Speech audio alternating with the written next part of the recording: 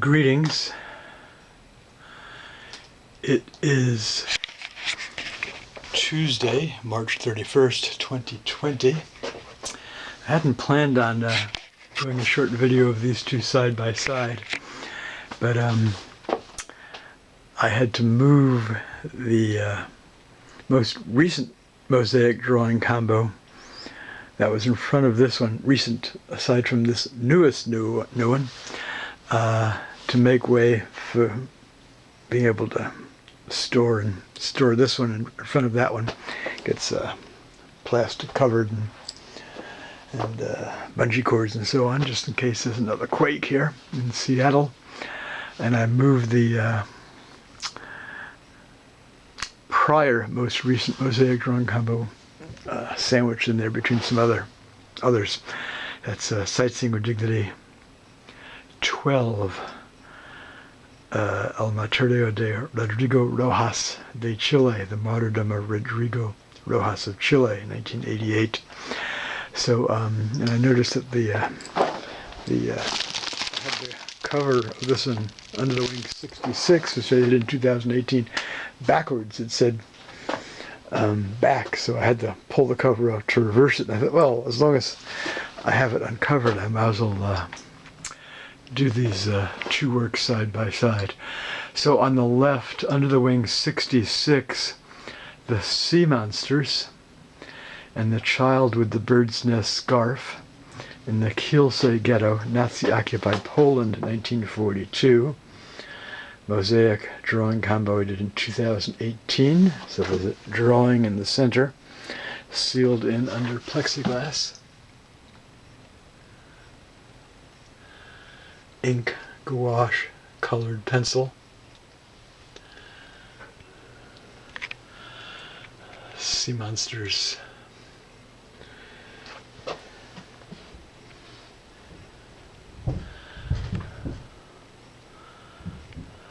On the left and right. And then this newest one just completed yesterday. Actually, after I got it up here, I was able to see more grout that I hadn't seen when it was lying on my work table here. So just spent 45 minutes cleaning off some more grout, for example, from the that was ended up on the top of the frames. So we've got 4 drawings and 3 sea monsters. This is called the Sea Monsters and the Martyrdom of Stephen Tyrone Johns, June 10th, 2009. He was a U.S. federal police officer, African American, born in 1969, murdered by a Christian American terrorist at the entryway of the United States Memorial Holocaust Museum in Washington, D.C.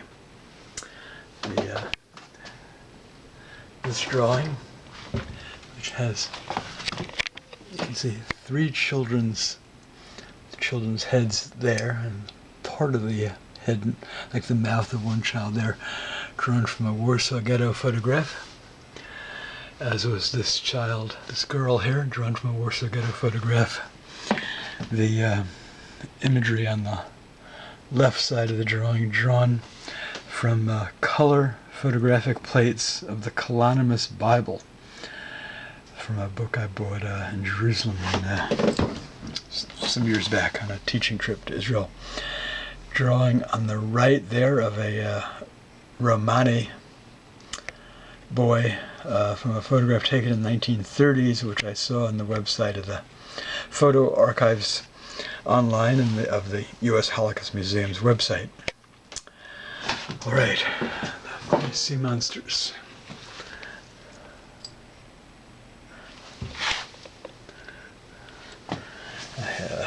One of the last things I did was this piece of brick, this stone here, and where's the other one? This one here, from a walk I did. I went down from the bank like to the river. It was like kind of, I guess, low tide, and I was walking along the Thames River one day and picked up these like stones in the brick and the kind of in the mud there.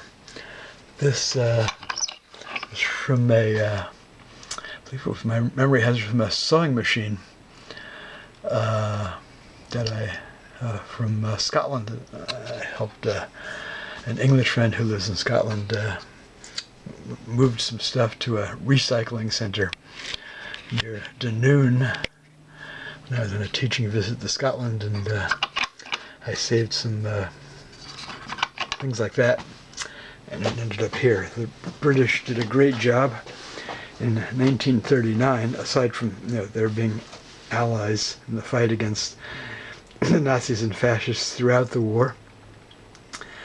They took in, I think it was 288 German Jewish refugees from the sailing ship St. Louis in 1939, after it returned to Antwerp, Belgium, having left Hamburg, Germany earlier. The Cubans took in, I forget,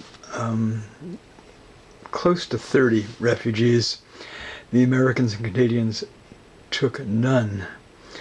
All of the refugees that the British accepted were alive at war's end.